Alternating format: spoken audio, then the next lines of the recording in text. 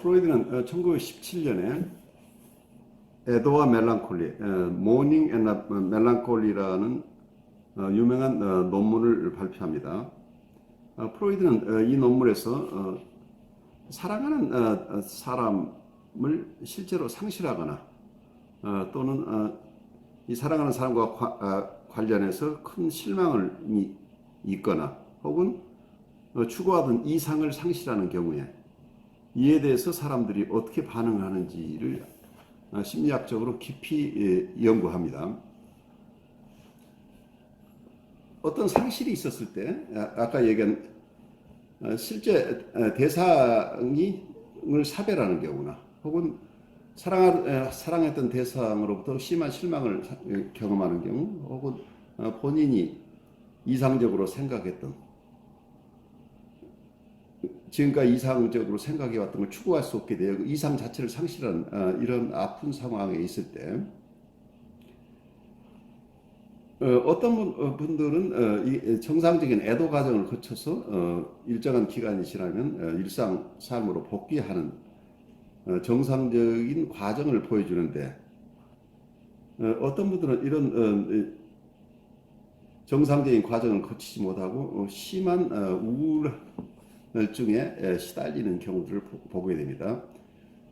프로이드가 썼던 멜랑콜리아라는 용어는 요즘 표현대로 한다면 디프레션, 우울증이라고 얘기할 수 있겠죠. 그래서 이 두 가지 경우 정상적인 애도 과정과 병리적인 애도 과정을 어떻게 구별할 것인가 하는 것은 이론상 그리고 실제 임상 과정에서 굉장히 중요한 의미를 가지겠죠. 프로이드는 보통 정상적인 애도 과정은 우리가 의식에 잡혀 나오지만 병리적인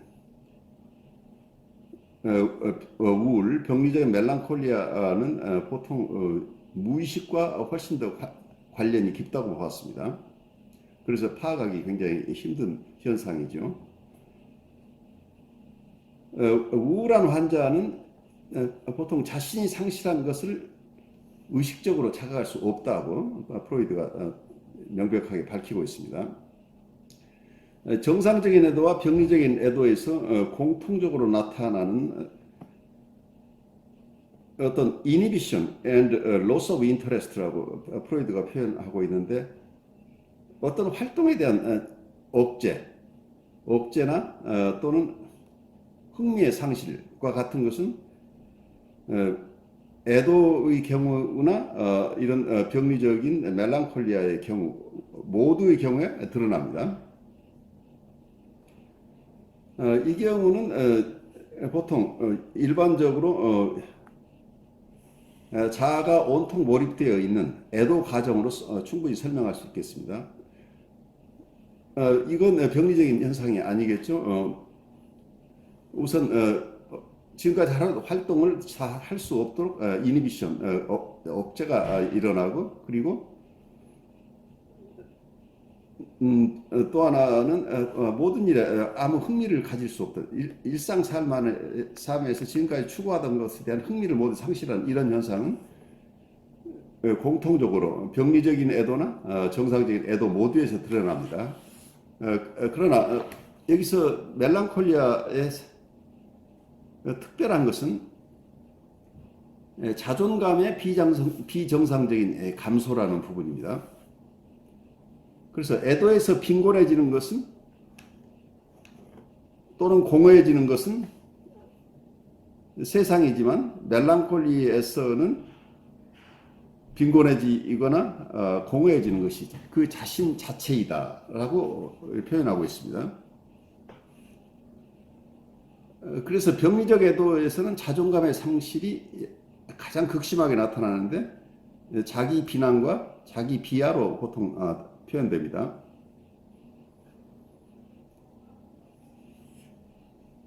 여기서 멜랑콜리에서 보통 드러나는 것은 내가 형편없어 라고 하는 것은 실제로는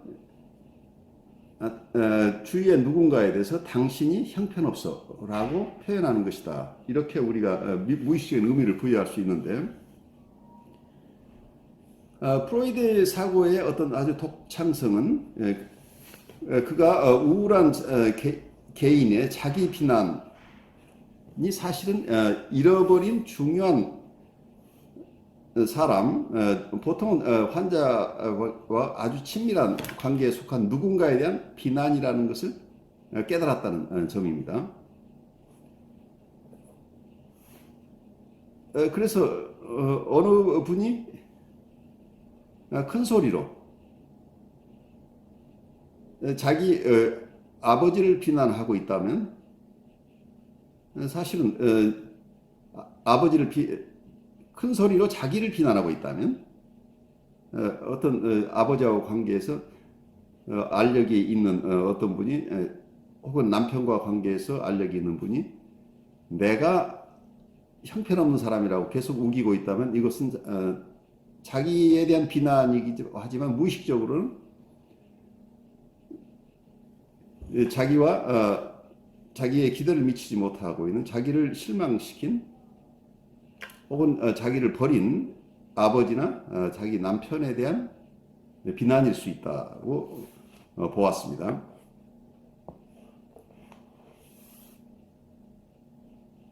이런 점에서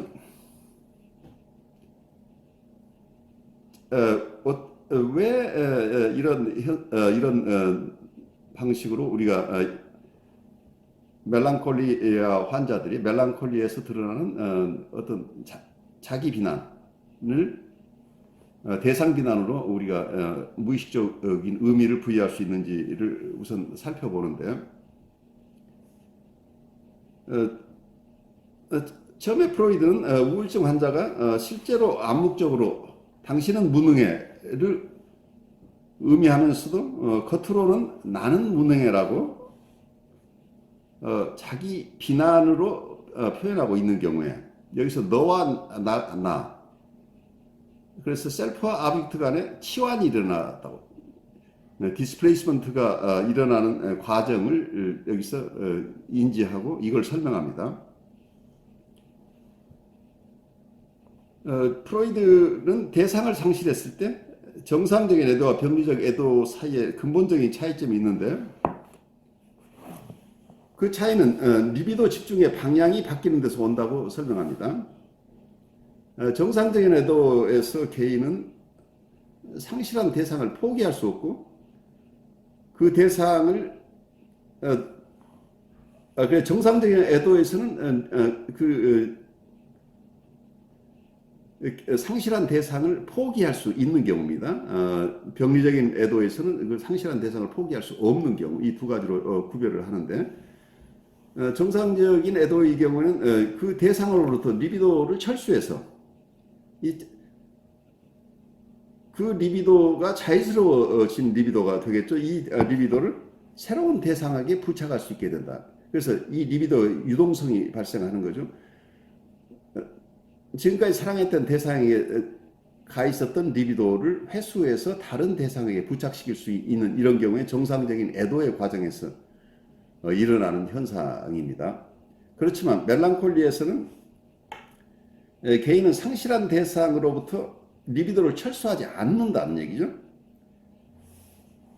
그래서 그 대상과 분리하는 것을 할 수 없기 때문에, 분리하고 싶지 않아서, 그 얘기는 그 대상과 하나가 되기 위해서 그 대상을 환상 속에서 집어삼킨다라고 표현하고 있는데, 이게 자기애적 동일시를 설명하는 부분입니다. 프로이드가 설명한 얘기를 원문대로 본다면, 그러므로 대상의 그림자는 섀도우라는 표현을 쓰고 있죠. 대상의 그림자는 자아에게 드리우고, 그때부터 특수한 대리자에 의해 자아는 대상, 즉 마치 버림받은 대상인 것처럼 여겨질 수 있다. 이런 식으로 대상 상실은 자아 상실로 변형되며, 자아와 사랑하는 사람 사이의 갈등은 자아의 비판적인 활동과 동일신을 인해 바뀐 자아 사이의 분열로 변형된다. 이렇게 설명하고 있습니다.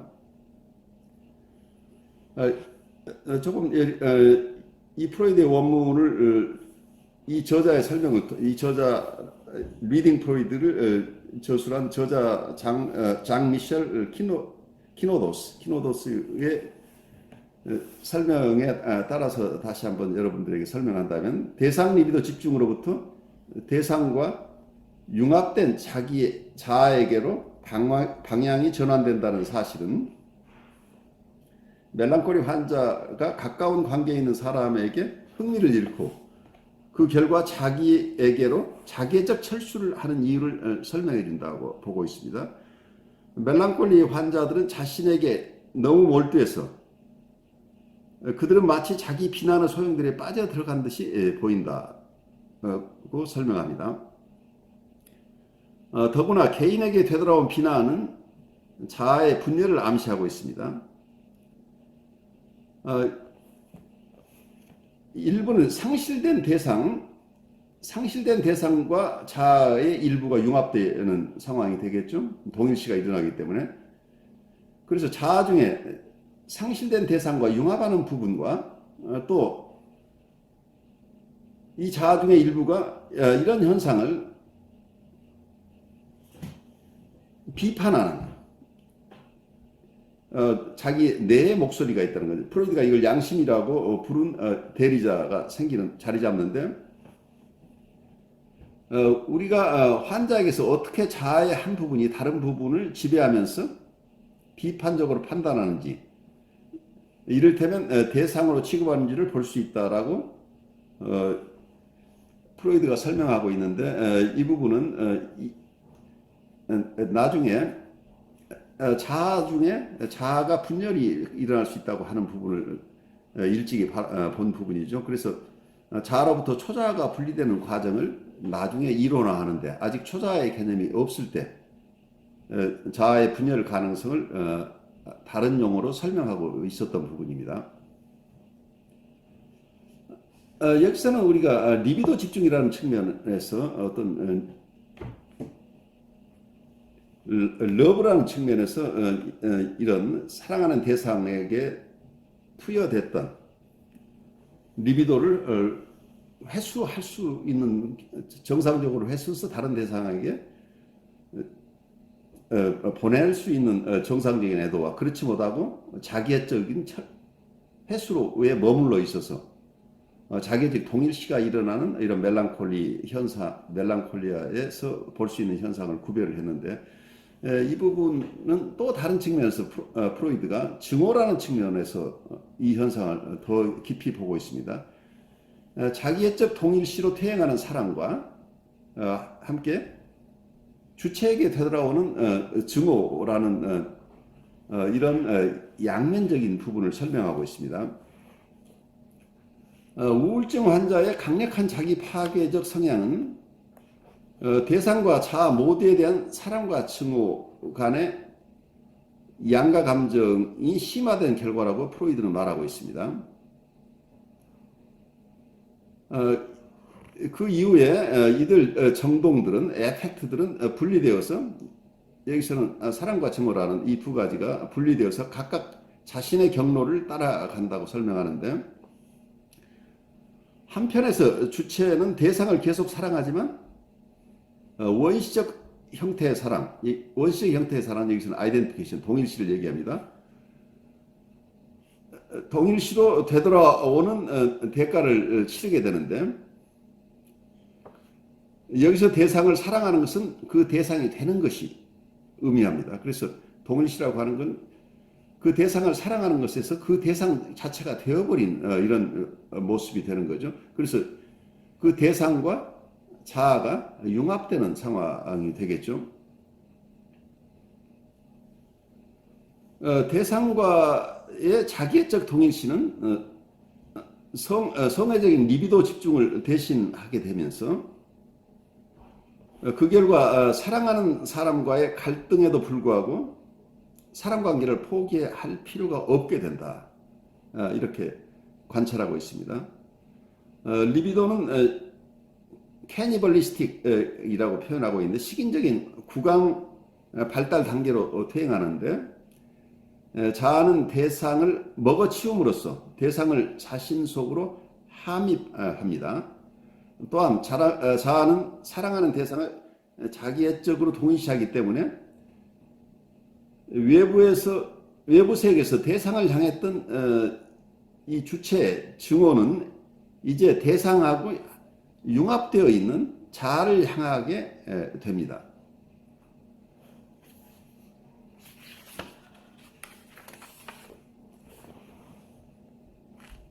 그래서 대상에 대한 사랑, 대상이 포기되었지만 포기할 수 없는 사랑이죠. 대상은 이미 상실했지만 그렇지만 심리적으로 포기할 수 없는 이런 사랑이 자기애적 동의시로 숨어버리면서 증오가 이제는 이 대체 대상에게 작용하면서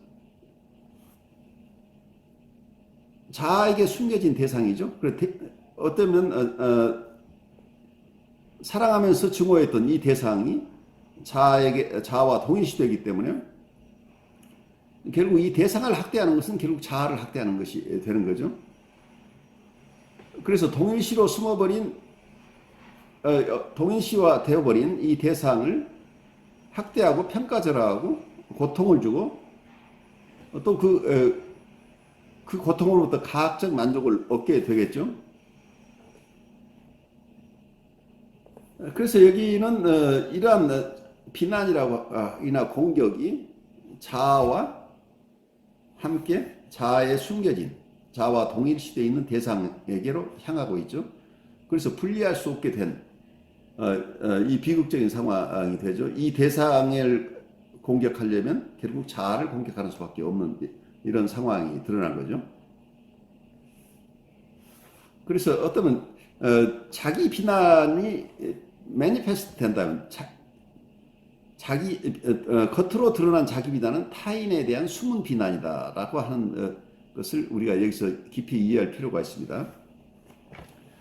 프로이드는 멜랑콜리 환자의 자기 비난은 동시에 대상에 대한 공격이라는 점을 설명하면서 결정적인 요소 하나를 더 제시합니다.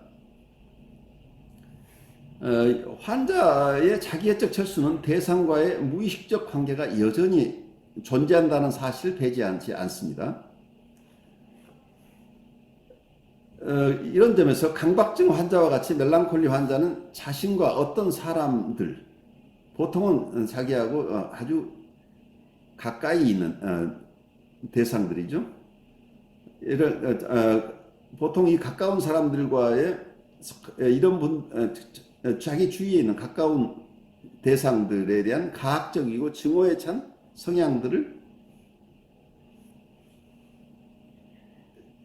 어떤 이런 증오나 가학적이고 증오에 찬 어떤 자기의 경향을 드러내는 것이 어떤 쾌락을 줄 수 있다. 즉 이게 즐거울 수 있다는 것을 발견하게 된다는 거죠. 여기서 가학적인 쾌락이 있을 수 있다고 하는 것을 설명하고 있습니다. 그래서 프로이드 설명을 본다면 이 두 병이 여기서는 강박증과 우울증, 우울 두 가지를 여기서는 멜랑콜리라고 하는 부분이죠. 멜랑콜리와 강박증을 환자들은 대개 자기 처벌이라는 우회로를 통해서 원래 대상에게 복수하는데 그리고 질병을 통해 자신이 사랑하는 사람을 고문하는 데 여전히 성공하며 대상에 대한 자신의 적대감을 노골적으로 표현할 필요를 회피하면서 목적을 달성한다. 이렇게 보고 있습니다. 그래서 간접적으로 대상을 공격하는 거죠. 자신의 직접 드러내지 않지만 여기서 멜랑콜리 환자나 혹은 여기서 강박증 환자들이 교묘한 방법으로 자기의 공격성을 표현하고 실제 공격을 하고 있다 하는 것을 보여주고 있습니다. 멜랑콜리 환자의 자기 비판이 대상을 공격하고 복수를 가하는 방식이라고 프로이드는 주장하면서 그들이 자기 외에 여기서 자기에 의해 이런 환자들이 이런 상황에도 불구하고 가장 가까운 사람들과 증오와 공격성을 토대로 한 대상 관계를 유지하는 데 성공한다는 것을 보여줍니다. 그래서 이게 나르시시즘이 이 속에 숨겨져 있죠. 자기애적인 아이덴티피케이션, 동일시가 있어서 어떤 나르시시즘이 있지만 또 한편에서는 나르시시즘만 있는 게 아니고 대상 관계도 있다고 하는 거죠. 그 대상 관계는 교묘하게도 증오와 공격성을 토대로 한 대상 관계를 유지한다.